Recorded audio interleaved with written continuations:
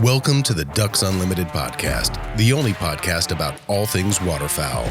From hunting insights to science-based discussions about ducks, geese, and issues affecting waterfowl and wetlands conservation in North America, we bring the resource to you. The DU Podcast with your host, Dr. Mike Brazier. As we have discussed throughout the spring and summer, the coronavirus and COVID-19 have changed so much about what we do in waterfowl management this year, especially on the data collection front. We talked about the cancellation of the waterfowl breeding population and habitat survey, as well as a few other things that have been upended as a result of COVID. One of the other pieces of data that is often collected by our waterfowl research partners that we often look forward to this time of year is information on productivity of Arctic nesting geese. Listeners of the podcast will recall last year we had Dr. Ray Alisauskas and Dr. Rocky Rockwell join us, and they described some of their work over the past 30 to 50 years at some of these Arctic nesting goose breeding colonies. But people weren't able to get back up there to continue that research this year. So we're lacking that traditional information. But nevertheless, we do have someone joining us today that's going to share what little information we do have. We might have been able to glean thus far, either from some viewing of weather reports, snow cover, things of that nature. And the other thing we're going to discuss is, kind of how banding efforts have changed also in Canada in response to the coronavirus. And so our guest today to help with these topics and a couple of others is Frank Baldwin, wildlife biologist with Environment and Climate Change Canada. Frank, welcome to the podcast. Thanks for having me, Mike. Now, Frank, to get started, let's give our listeners just a bit of background about where you are and what you do for the Canadian government. I'm located in Winnipeg, Manitoba, in the Prairie Pottle region, and my work sort of focuses on a variety of long-term programs in Prairie Canada and also in Arctic Canada. So, myself and other individuals in our region.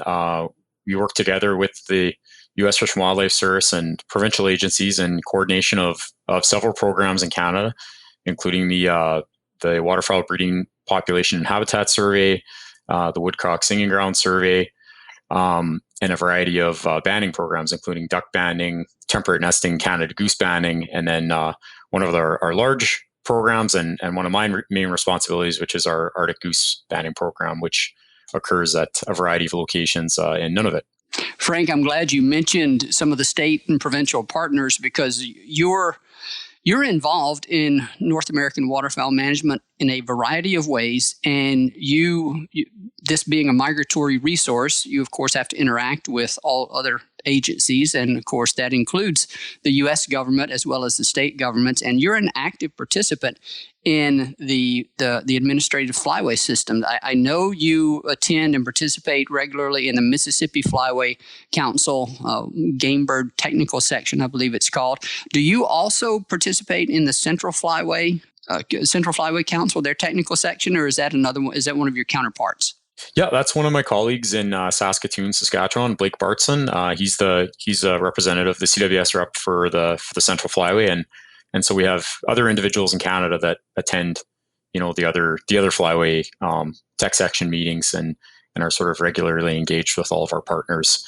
And that's actually probably one of the highlights of my job is that I get to work with all these great individuals from all over North America, both, in the states and the federal agencies and the provinces. And yeah, migratory bird management is definitely a collaborative approach amongst all those partners. And then obviously, hunters through the harvest survey programs and reporting of bands. So yeah, just I'm glad you mentioned that. That's probably the best part of my job is interacting with all these different individuals, both in some of our programs and in writing management plans and some of the regular discussion that we have. And it was actually through the recent virtual meeting of the Mississippi Flyway Council Game Bird Tech Section that I heard about some of what we're going to talk about here. And I know you and I had talked about getting you on the podcast some months ago, but I'll be honest, I can't even remember at that time if it was pre-COVID or after COVID had hit. And maybe at that time I was thinking we'd have a whole lot more data to talk about. But as it is, we don't have much. But nevertheless, it's another opportunity to bring what little bits of information we can glean to our listeners, because we're all hungry for information about what may be coming down the flyway in terms of ducks and geese. And so let's start out, Frank, just by recapping what happened with the banding programs. You mentioned your participation and involvement in that. And I know that was influenced as well by COVID restrictions. So how did that unfold this year, and how have the banding efforts, how have they gone for your agency this year? I think we started to get a sense just after the Flyway meetings about, how the pandemic could shape up and influence some of our field programs. And I don't think any of us anticipated losing some of these long-term monitoring programs, decades long without any interruption. But this was the year it happened. So we do begin our planning for our Arctic goose banding program very, very far in advance of our field work. So about this time of year, we're starting to put together some of the logistics for putting crews in the Arctic and in extremely remote places to round up and band flightless geese and their young. And so that work is really starting now, that planning, and in terms of contracts and figuring out helicopters and accommodation and crews and fuel positioning and all of the things that go into running that program that I think that a lot of people maybe don't understand that haven't worked in the Arctic, is that it's a very remote, challenging place to operate, a lot of weather challenges, a lot of uncertainty with logistics. And so that work begins so early, but came to a really abrupt halt when all Arctic operations were canceled. So all of the aircraft that are contracted through the Polar Continental Shelf program, it's called, were canceled in May, and really that meant that none of the banding could occur this year. So we think about how we get into some of the locations. In some places we use Twin Otter aircraft to position our crews and to position fuel, and then we have helicopters that meet them to carry out the banding from their accommodation sites. Without any ability for aircraft to position, there's no way that the field work can be done. And I think there was a combination of things that led to the cancellation.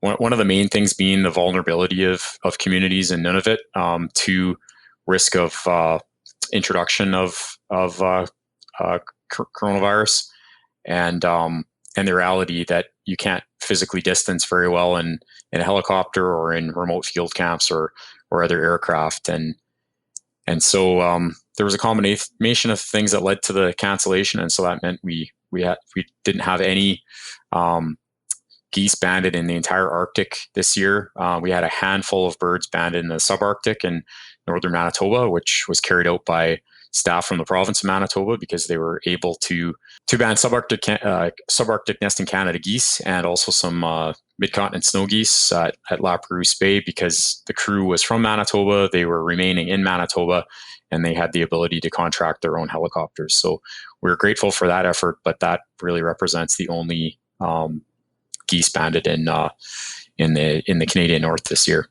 And so that means that we have a gap in that banding data, and we also have a gap in understanding what productivity was like this year. And that's a really common inquiry that we get from the public and from hunters, because hunters know that in years where there's a large numbers of juveniles, that translates into good hunting success. And so this year we were trying to make some approximations about what conditions were like, or what productivity might be like based on what the spring conditions were. Frank, I want to explore a bit more of the banding that you weren't able to do, and then what you actually were able to, kind of cobble together. You mentioned that no banding operations were conducted in the Arctic, and when we say the Arctic, we're talking way far up there, beyond the borders of Manitoba, Saskatchewan, up at the very far northern extent of Canada. But then we also have the subarctic, which does include some of the more southern areas where we find some of these breeding colonies. La Perouse Bay is probably the classic example. Do we know what percentage of the overall goose nesting population occurs in the subarctic versus the Arctic? Most of them are in the Arctic, correct? That's correct. Yeah, for snow geese, we know based on some photographic inventory that about 90% of the mid-continent population of snow geese occurs in the Arctic, so north of 60. And so those southern colonies, the southern strata colonies, we call them, or in northern Ontario and northern Manitoba, represent a pretty small proportion of the mid-continent population.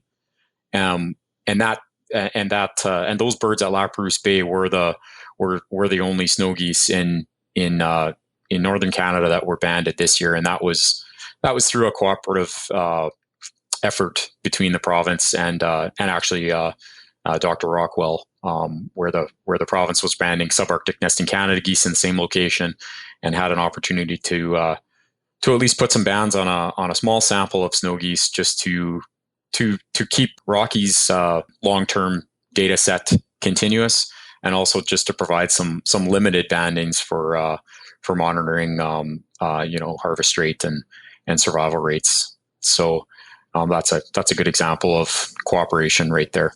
Were there any other attempts made to ban snow geese or any other Arctic nesting geese in Canada? I'm guessing not. There aren't very many other places where these birds could be captured and banded outside the Arctic, other than what you're talking about there in Manitoba. Or am I wrong in that regard? No, that's correct. There was really no other way for crews to get into positions or to have the aircraft at their disposal to band. So typically in an average year, our Arctic banding program consists of sites on Baffin Island and Southampton Island in the Eastern Arctic, and then in the Central Arctic in the Queen Maud Gulf, where both snow and Ross's geese and white-fronted geese and cacklers are banded.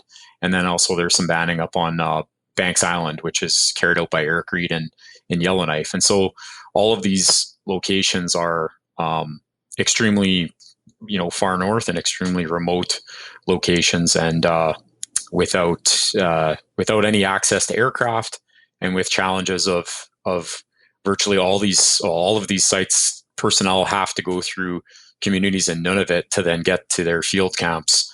There was just no possible way to ban these birds at that time of year. Yeah, and so this banding data, as you've kind of alluded to this already, banding data gives us the ability to track annual harvest rates, annual survival rates, but it's also one of the very first key pieces of information that we use to measure productivity for a given year. The number of juveniles to adults in the groups that are captured and banded gives us an index of that production.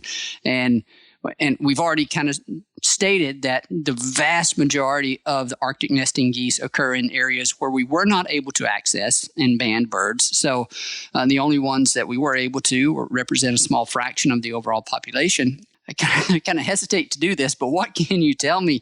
What can you tell us, Frank, about the production out of that small population that we were able to band this year? The small number of birds that were banded at La Perouse Bay had, I think they had about 20% juveniles in the banded portion, which is not a bad year at all. But if we look at what the weather conditions were like, where the bulk of the mid-continent population of lake geese nest in the Eastern Arctic, so on Southampton and Baffin Islands and along West Hudson Bay, based on the spring phenology information that we have, so snow cover and weather data, it looks like it should be below average production coming out of that area. So their Arctic nesting geese are really strongly affected by spring phenology, and this year was a very late year, at least on Southampton Island and West Hudson Bay. It was not quite as late on Baffin, but it was nearly as late as the complete bust in production that we had in the year 2018, where there wasn't a single juvenile snow goose banded in the entire Canadian Arctic that year. So that was almost a record bust where there was very little production. And especially on Southampton Island, the weather conditions there were very, very very, very late spring, lots of snow cover. I think about 40 centimeters of snow still on the ground in about mid-June, which is similar to that really poor year. In the Central Arctic, it didn't look quite as late, but where the colonies are obviously are a long ways from where we have weather data in communities, sometimes hundreds of miles away.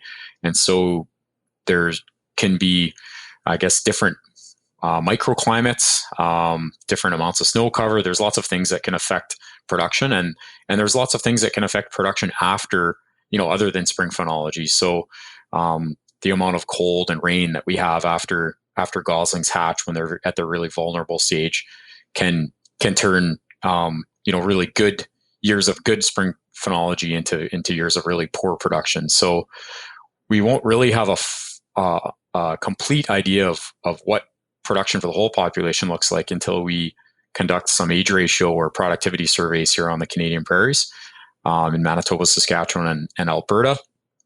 And that's some work that we'll be starting to carry out in about a week, and we'll extend through until the end of October. And that really will involve us crews using spotting scopes and counting the numbers of juveniles and adults in staging concentrations of birds in fields and both on water before they're subject to really any harvest pressure on the prairies here. And so by November, we'll have a pretty good idea of what production actually did look like. Are those surveys conducted every year, those surveys on the prairies, or is this something that you're implementing this year as a way to kind of fill a gap? Yeah, they have been conducted for some species for a number of years.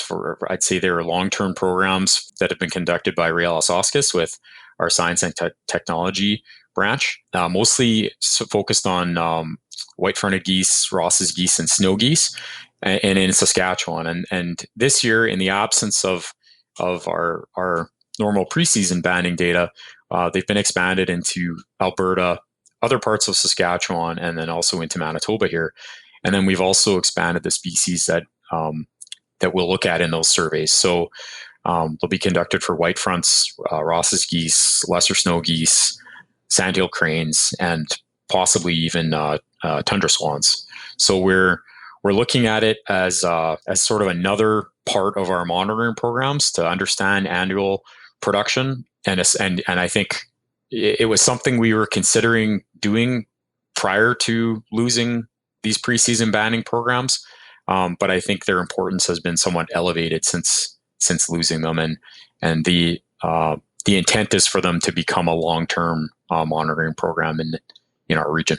Well, that's good to hear, and so it sounds like we will have some additional data, maybe the first big set of data speaking to this year's goose production here in a month and a half. And so we might try to catch up with you and see what the result of those surveys were once you get all that data summarized and kind of figured out, and let us know what it says. I would imagine by then we would start to hear some reports out of some hunters as well. Of course, there are not likely to be very many non-resident hunters participating in that in Canada this year, as we've discussed previously. But it's definitely another one of the things that we're having to adjust to, a lack of data on production out of the Arctic and not knowing what to expect, at least until a little bit later on.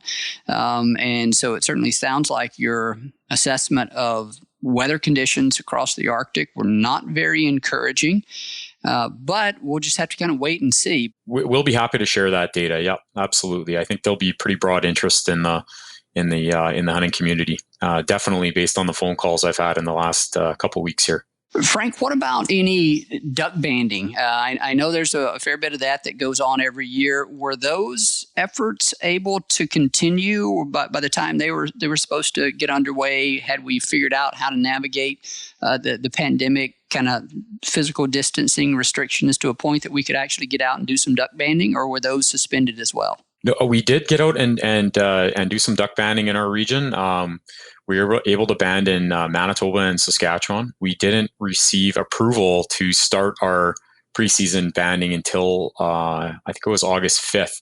And so there was a lot of work done in that last part of July, putting together project implementation plans and ensuring that our protocols were consistent with public health advice, and that we had appropriate PPE and sanitizer, and that we could find banding locations that were within, at least initially, within driving distance of where our staff lived, because accommodation was a bit of a challenge meeting some of the conditions, and it was difficult for us to work too far from home. So there were quite a few adjustments in terms of the sites, and then we did get a bit of a later start than we typically do when we're preseason duck banding. We really like to be out in that latter part of July, third week of July, looking at sites, looking at water level, doing some pre-baiting and getting birds really concentrated before we look at where we're going to set our traps up. So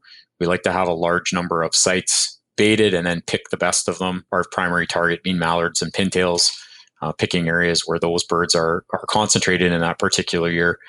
And so our approvals came a bit later than we were hoping, but we were quite thankful to get them. And so we got out on August 5th or 6th to do our pre-baiting, and we did have quite a few issues with blue-winged teal, which has become a sort of a well-known issue, I think, amongst preseason banders in Prairie Canada and the northern U.S., where blue-winged teal are sort of overtake your bait trapping sites. And we had a lot of issues with that in both Saskatchewan and Manitoba, where we could band thousands of teal, but we're having a hard time getting mallards in the trap until late August. So we did have some success on mallards at the end.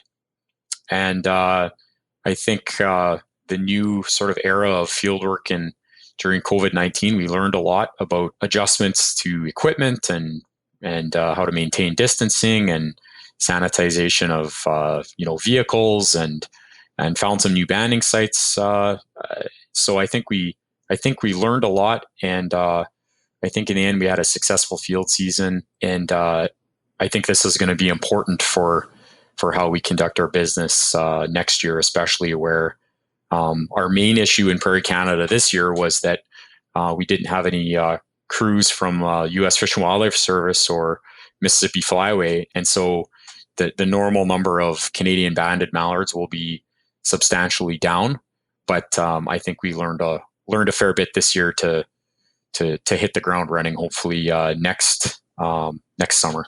That's another piece of information that a lot of people don't realize, is that the preseason banding that you reference is another example of the collaborative nature of waterfowl management in North America. There are, as you said, individuals from the U.S. Fish and Wildlife Service and state agencies here in the States that actually travel north to assist with the banding efforts in the fall. And of course, travel restrictions prevented that from happening. So that came at an obvious cost to some, human resource capacity there, and that's reflected in your banding. I did want to explore this blue-winged teal issue a bit. I don't get up to the area, to the prairies, to do any banding with any kind of regularity.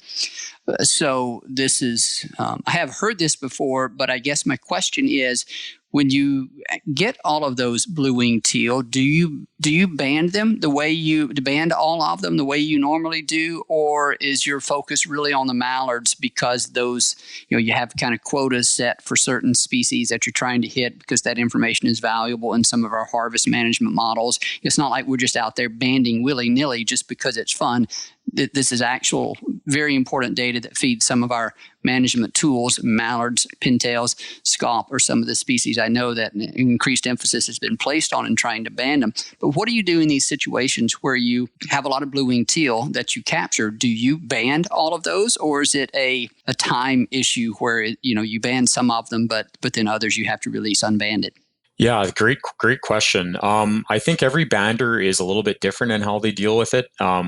For us, it is a time issue.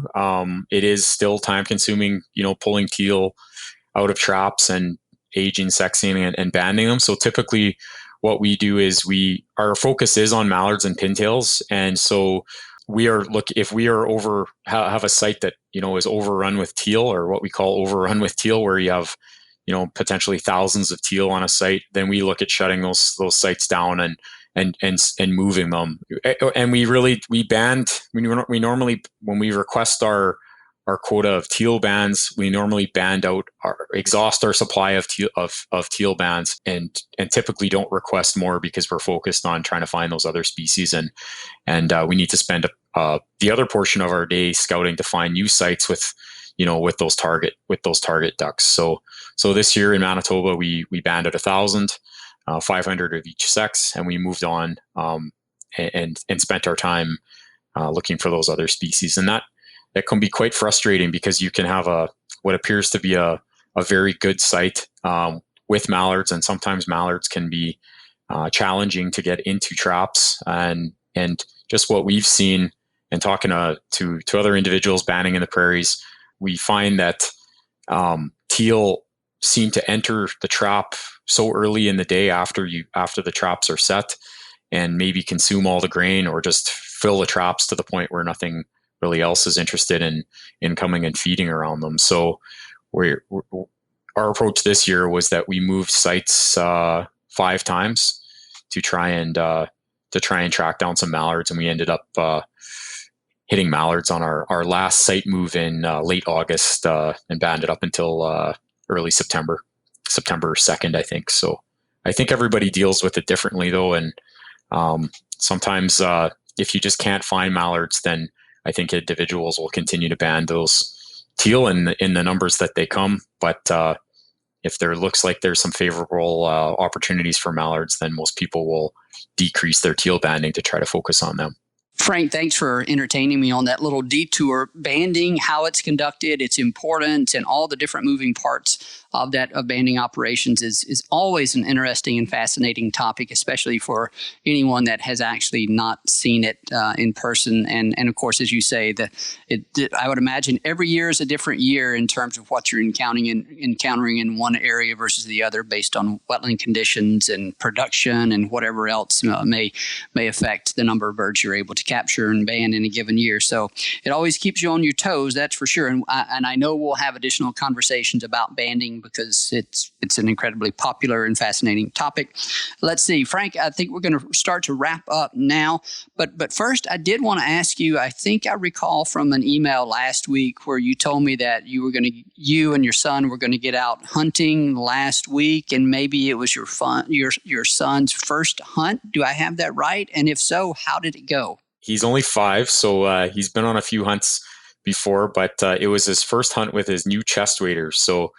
So actually, he picked him up some chest waders earlier in the year, and he was pretty excited to get out with them and his little toy gun. And we went and actually shot some blue-winged teal. So teal migrate from the prairies relatively early. In fact, a lot of the banded birds from earlier in the summer have been getting shot in special teal seasons in Wisconsin and Michigan and elsewhere in the Mississippi Flyway. So they're on their way out, especially with the big wind we had last week. So we were able to get out and shoot some teal before they all left. Very good. It's always exciting to get your youngster out in the field to experience those types of things. So glad you were able to do that before the frigid wind sounds like blew some of those teal out. Of course, the people down here where I live are going to be happy to hear about those teal being on the move. And I know we have a couple of other conversations this week planned around that very topic. So it's getting to be that time. Frank, any other comments? I mean, I'm that you want to leave our guest with? At this time, the border is still closed. We're recording this in early September. I don't know that an extension has been announced yet, but I think everyone fully expects the extensions to continue to roll on out. So nothing really new to update in that regard, but anything else that you would be worth sharing with our listeners with regard to either goose production, duck production out of your region? No, just on the border closure, I think I haven't heard of an extension. The current closure for non-essential travel, I think, is until September 21st. And I haven't heard of an extension, but I think everybody is expecting there to be an extension.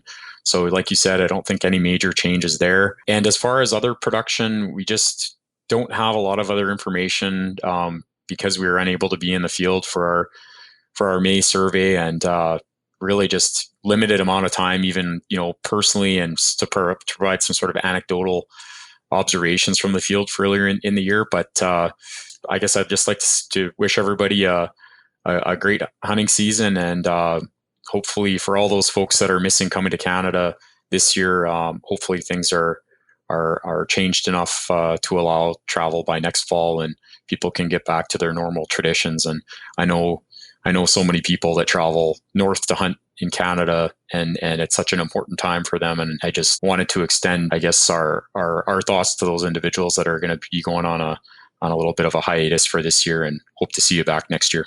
Yeah, absolutely. Thanks for that, Frank. It upends a lot of people's plans and is dealt a crushing blow to some people that have been planning for these types of trips for a long time. And, I know I had discussed potentially going to Canada earlier in the year with some of my friends, but as things wore on, we realized that wasn't going to happen. So we kind of fall into that category of those who are missing out on one of our usual experiences that we always look forward to so much. So we're going to have to find other things to do with our time, but we will, and we'll be back. The border will be open again once we get all this figured out, and we'll all be happy to revisit the beautiful lands and bounty that Canada can provide this time of year. So, all right, well, let's see. In summary, in terms of the snow goose production, I believe what we're thinking right now, we're expecting out of the Arctic lower than average production. That's probably not what hunters are wanting to hear. We've had several tough years, I think, but maybe those previous years have kind of prepared you for what we might see again this year. And then perhaps out of the subarctic, farther to the east, around Hudson Bay, maybe we might get average production out of that. But we will be able to speak to some of those issues in perhaps a bit more detail here later on as we get some more data out of the prairie. So, Frank, thank you so much for bringing this information to us, what we are able to bring and talk about. It's always fun. Every little piece of information helps. So thanks again for your time, Frank, and look forward to you joining us again here on the podcast. All right. Thanks a lot for having me. A special thanks to our guest on today's show, Frank Baldwin with Environment and Climate Change Canada. We appreciate the insights that he was able to give us on goose production out of the Arctic and subarctic, as well as some of the banding stories from this year, as well as other experiences in that regard. It's always fun hearing about these waterfowl management efforts and the people that are responsible for them. As always, we thank our producer, Clay Baird, who does a great job with the podcast. And of course, to you, the listener, we thank you for your time. We thank you for joining us here on the podcast. And we thank you for your support, passion, and commitment to wetlands and waterfowl conservation.